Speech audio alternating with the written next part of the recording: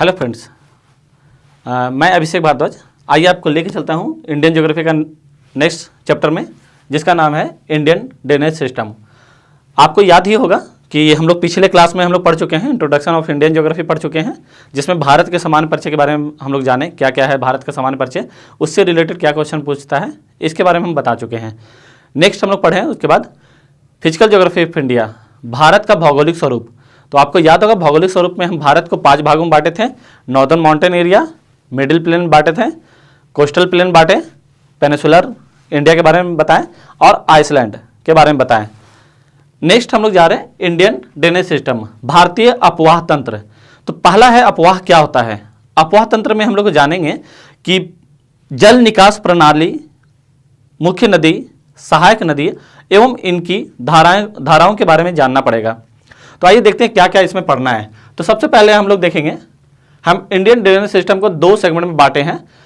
Feature of drainage मतलब बहाव का स्वरूप, किस किस रूप में बहाव हमको देखने को मिलता है, और दूसरा है इंडियन ड्रेनेज सिस्टम, इसमें क्या क्या देखना है। तो पहला हिमालय से निकलने वाली नदियों के बारे में जानेंगे हम। दूसरा पेनिसुलर इंडिया मतलब प्रायद्वीपीय भारत से निकलने वाली नदियों के बारे में जानेंगे, और सम इंपॉर्टेंट रिवर के बारे में जानेंगे कि कौन कौन से रिवर भारत में हैं। आइए सबसे पहले हम लोग स्वरूप के बारे में जानेंगे। बहाव स्वरूप ये क्या है कि बहाव तंत्र के कैसा स्वरूप विकसित करता है, उसके बारे में हम लोग को एग्जाम पॉइंट ऑफ व्यू से देखना है। और ये थोड़ा नया लेटेस्ट सिलेबस में डाला गया है, इसलिए थोड़ा इस पर आप लोग ध्यान दीजिएगा। आज के समय में ट्रेडिशनल पढ़ाई को छोड़कर स्वरूप के बारे में सवाल पूछा गया है। अभी लेटेस्ट रेलवे के एग्जाम में पूछा गया है कि गंगा नदी तंत्र किस टाइप का बहाव स्वरूप को डेवलप करती है। तो इसमें देखिए क्या क्या है। तो सबसे पहले हम लोग जानेंगे ड्रेनेज बेसिन, अपवाह द्रोणी। अपवाह द्रोणी क्या कहलाता है। अपवाह द्रोणी क्या है, एक मुख्य नदी जब चारों तरफ के जल को लाकर मुख्य नदी में मिला दिया जाता है, तो ये जो बड़ा सा एरिया कवर होता है, इसे अपवाह द्रोणी कहा जाता है। जैसे भारतीय संदर्भ में देखेंगे तो भारतीय संदर्भ में सिंधु एक बड़ा अपवाह द्रोणी क्रिएट करता है, गंगा एक बड़ा अपवाह द्रोणी क्रिएट करता है, और ब्रह्मपुत्र एक बड़ा अपवाह द्रोणी क्रिएट करता है। उसमें हम लोग छोटे छोटे नदियां, सहायक नदियां और ट्रिब्यूटरी के बारे में देखेंगे। वाटर डिवाइडर ये क्या है। वाटर डिवाइडर जहां पर से 2 अपवाह द्रोणी विभाजित हो जाती है, मतलब एक सिंधु और एक गंगा को विभाजित करने वाली ऊंची बाउंड्री, ऊंचाई पर स्थित स्थलाकृति को हम लोग वाटर डिवाइडर कहते हैं। क्लियर है आप लोग। फिर से रिपीट कराते हैं। हम भारतीय अपवाह तंत्र के स्वरूप को पढ़ रहे हैं। इसमें पहला क्या है, ड्रेनेज बेसिन, अपवाह द्रोणी। अपवाह द्रोणी उसे कहा जाता है जहां बड़े भूभाग से नदियां या ट्रिब्यूटरी या धाराएं जल को लेकर मुख्य नदी में गिराती है, तो इस भूमि को हम अपवाह द्रोणी कहते हैं। क्लियर है। जैसे भारत में हम देखेंगे गंगा अपवाह द्रोणी है, सिंधु अपवाह द्रोणी है, गोदावरी एक अलग अपवाह द्रोणी क्रिएट करता है। सभी नदियां, एक चीज और यहां पर आपको क्लियर कर दे, मुख्य नदी, सहायक नदी में क्या अंतर है, मेन रिवर एंड ट्रिब्यूटरी में क्या अंतर है। मेन रिवर क्या होता है, जब नदियां पर्वतों से निकलकर समुद्र में मिलती हैं तो इसे मुख्य नदी कहते हैं। जब नदियां पर्वतों से निकलकर समुद्र में मिलती है तो इसे मुख्य नदी कहते हैं। और जब नदियां पर्वतों से निकलकर किसी नदी में मिल जाती है तो इसे सहायक नदी या ट्रिब्यूटरी कहते हैं। क्लियर है, यहां तक हम लोग क्लियर है। मुख्य नदी किसे कहते हैं, जब नदियां पर्वतों से निकलकर समुद्र में मिलती है, और सहायक नदी किसे कहते हैं, जब नदियां पर्वतों से निकलकर किसी नदी में मिलती है तो इसे सहायक नदी कहते हैं। तो आइए यहां देखते हैं वाटर डिवाइडर। हम लोग नदी द्रोणी समझ गए। वाटर डिवाइडर क्या है, 2 नदी द्रोणी को विभाजित करने वाली विभाजक को हम लोग वाटर डिस्ट्रीब्यूटर कहते हैं, वाटर डिवाइडर कहते हैं। 2 नदियों को विभाजित कर दे रही है। ऐसा विभाजन हम लोग देखेंगे गंगा और सिंधु में, दिल्ली, मालवा और बुंदेलखंड, ये सभी पठार और भूमि मिलकर गंगा को सिंधु से अलग कर देती है। आगे देखते हैं। अब यहां पर स्वरूप, जो स्वरूप बनता है, पहला स्वरूप बनता है डेंडिकल। ये क्या है? ये इसे वृक्षाकार, हिंदी में वृक्षाकार स्वरूप कहते हैं। ये क्या करता है कि जब नदियां, एक मुख्य नदी है और उसमें आकर सहायक नदी मिलने लगती है और वह पेड़ की आकृति ले लेती है, तो इसे डेंडिकल या वृक्षाकार स्वरूप कहते हैं। दूसरा है ट्रेलिक्स। ये क्या है? जब नदियां किसी पर्वत से निकलकर चारों तरफ बहने लगती है, तो इस स्वरूप को, जब नदियां एक पर्वत से निकलकर चारों तरफ बहने लगती हैं, तो इसे रेडियल स्वरूप कहते हैं, हिंदी में आर्य आकृति कहते हैं। नेक्स्ट है जब एक मुख्य नदी में आकर सहायक नदी 90 डिग्री पर मिलती है, इसे टेररिस कहते हैं। जब एक मुख्य नदी में सहायक नदी आकर 90 डिग्री पर मिलती है, तो इस स्वरूप को टेररिस कहते हैं। क्लियर है? तो हम लोग 3 प्रकार का स्वरूप को देखेंगे। पहला डेंडिकल, टेररिस और रेडियल। ये 3 प्रकार का मुख्य स्वरूप नदियां द्वारा बनाई जाती हैं उद्गम के आधार पर। अब चलिए आगे देखते हैं। इंडियन ड्रेनेज सिस्टम, भारतीय अपवाह तंत्र में क्या पढ़ना है और क्या क्या हम लोग को कवर करना है। तो इंडियन ड्रेनेज सिस्टम में हम 3 वर्गों में विभाजित किए हैं। भारतीय अपवाह तंत्र को हम उत्पत्ति के आधार पर 3 वर्गों में विभाजित किए हैं। पहला, हिमालय से निकलने वाली नदियां। उद्गम के आधार पर हम नदियों को 3 वर्गों में विभाजित किए हैं। क्लियर है? पहला, हिमालय से निकलने वाली नदियां, इसका उद्गम हिमालय से होती है। दूसरा, पेनिनसुलर रिवर, इन नदियों का उद्गम प्रायद्वीपीय भारत से होती है। तीसरा, सम इंपॉर्टेंट रिवर, ऐसे कुछ और नदियां हैं भारत में जिसका उद्गम इन दोनों से ना होकर कहीं और से होता है। हम इसमें उसको कवर करेंगे। ठीक है? तो सबसे पहले हिमालय की नदियां और पेनिनसुलर रिवर, ये 2 बड़ा सेक्टर है जिसके बारे में आपको दोनों का बेसिक अंतर क्लियर करते हैं। सबसे पहले हिमालय की नदियां, हिमालय रिवर में क्या खासियत है? यह सदा नीरा है, मतलब हमेशा जल इसमें रहता है।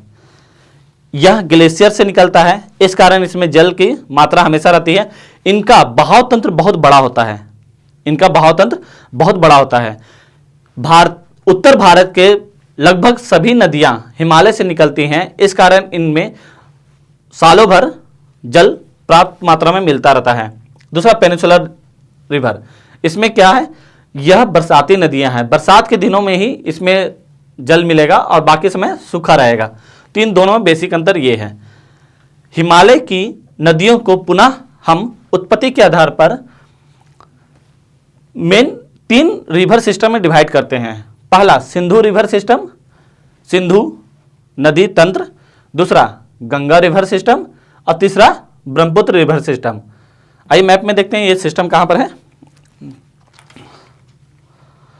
तो सबसे पहला हम बताए थे आपका सिंधु रिवर सिस्टम। सिंधु मुख्य नदी है। हम बताए थे आपको मुख्य नदी क्या होता है? वह नदी जो अपने उद्गम से अंत तक समुद्र में जाके मिले। उद्गम कहीं भी हुआ मगर उसका मिलन समुद्र में ही होगा, इसे मुख्य नदी कहेंगे। सहायक नदी किसे कहते हैं? जिसका उद्गम कहीं भी हुआ मगर वह नदी में ही मिलेगा, इसे सहायक नदी कहते हैं। तो एक सिंधु बड़ा नदी तंत्र का निर्माण करता है। कहां पर है? भारत के उत्तर में है, जम्मू कश्मीर राज्य से होकर गुजरती है। यह भारतीय उपमहाद्वीप की सबसे बड़ी नदी तंत्र है।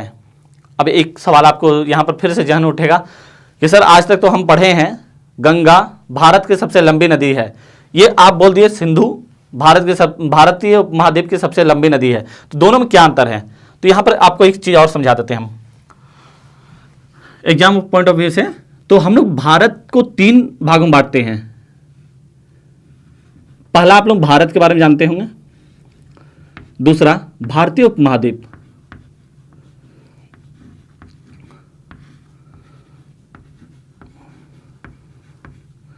और चौथा, दक्षिण भारत।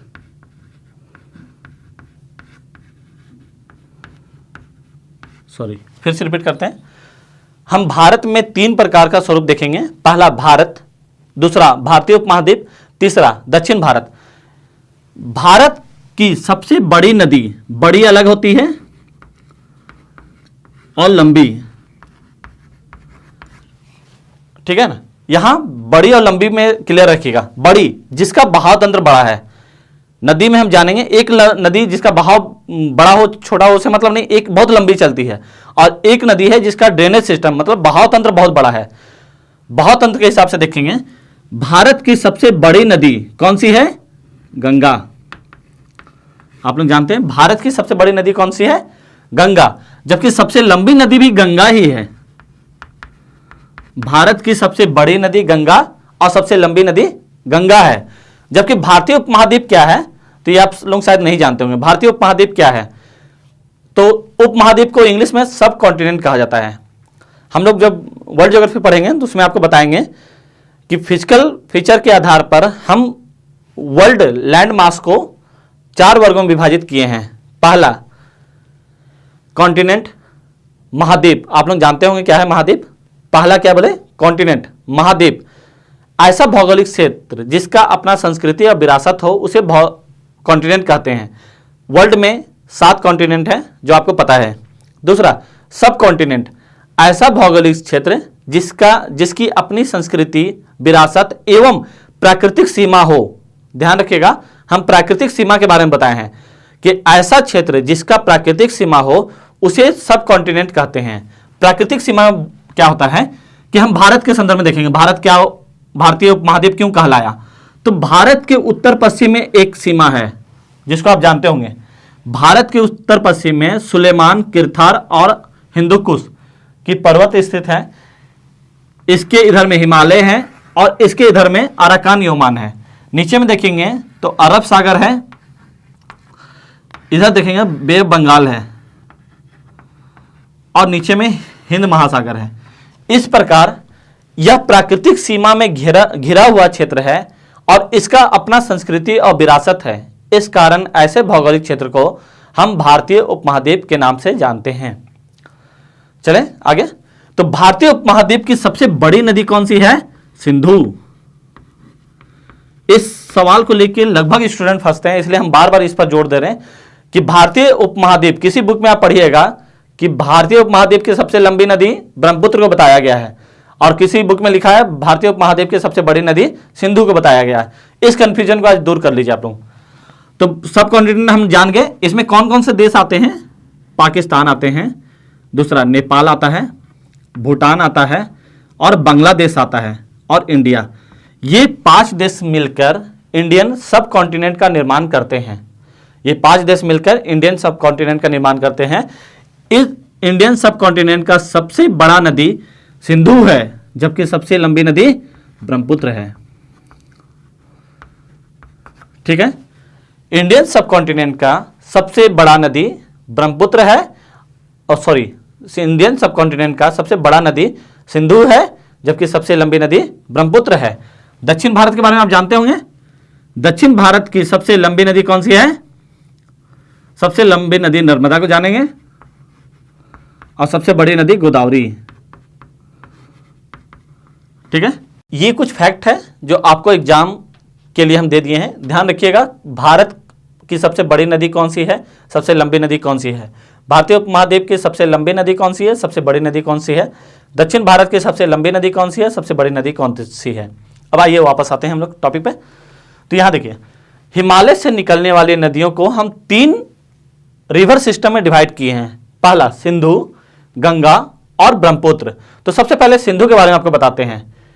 इसके पहले एक काम और करते हैं, आपको पूरा इंडिया मैप पर हम रिवर सिस्टम के बारे में बता देते हैं, कौन कौन सा रिवर कहां पर है, ताकि बाद में हम डिवाइड करेंगे तो आपका ध्यान वहां पर रहे।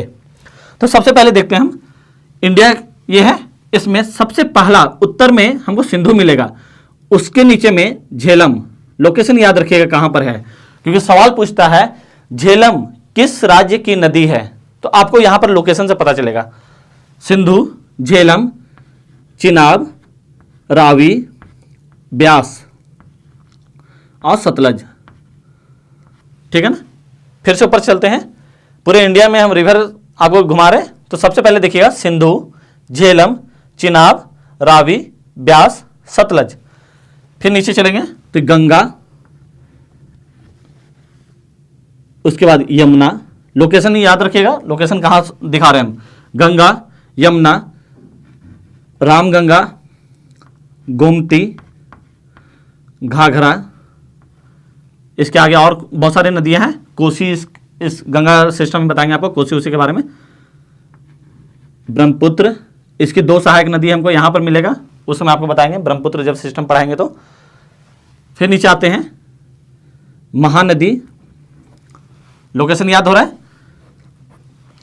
फिर से ऊपर लेके चलते हैं, सिंधु सबसे ऊपर में, झेलम, चिनाब, रावी, ब्यास, सतलज, इधर चलेंगे तो गंगा, रामगंगा, गोमती, घाघरा और बहुत सारी नदियां हैं। आगे चलते हैं, ब्रह्मपुत्र हमको मिलेगा, उसके बाद नीचे में आएंगे तो महानदी उड़ीसा की सबसे बड़ी नदी है, उसके बाद गोदावरी को देखेंगे, उसके बाद कृष्णा, उसके बाद कावेरी। ठीक है, महानदी, गोदावरी, कृष्णा, कावेरी। इधर चलते हैं हम लोग तो इधर नर्मदा, ताप्ती, ये जो राउंड शेप में बना है इसको माही नदी कहते हैं, माही नदी। इसके बाद आप लोग जानते हैं गुजरात की राजधानी है साबरमती, ये जानेंगे, लूनी को जानेंगे हम लोग। फिर नीचे चलते हैं इधर तो ये गोवा की 2 प्रमुख नदी है, मांडवी और जुआरी, मांडवी और जुआरी। फिर यहां पर चलेंगे उसके नीचे में सारावती, ठीक है, उसके नीचे में पेरियार। ये भारत की कुछ इंपॉर्टेंट नदियां हैं जिसको हम लोकेट किए इंडिया के मैप पर। हम लोग इसको अलग अलग रिवर सिस्टम में अलग से पढ़ेंगे। तो सबसे पहले हम देखते हैं हिमालय से निकलने वाली नदियों को हम 3 भागों में बांटे हैं। पहला सिंधु रिवर सिस्टम के बारे में देखते हैं, सिंधु रिवर सिस्टम। आइए नेक्स्ट देखते हैं हम लोग सिंधु रिवर सिस्टम के बारे में। आइए देखते हैं हम लोग सिंधु के बारे में।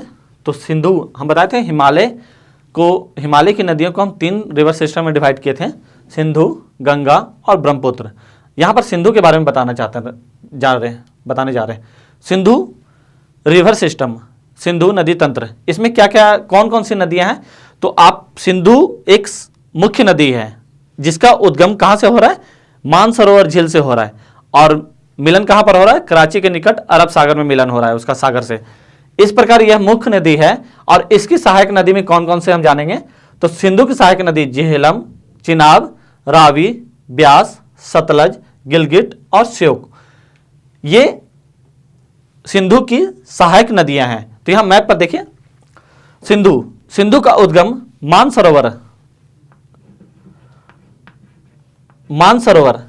सिंधु का उद्गम मानसरोवर झील से होता है, और यह भारत में जम्मू कश्मीर राज्य से होते हुए कराची के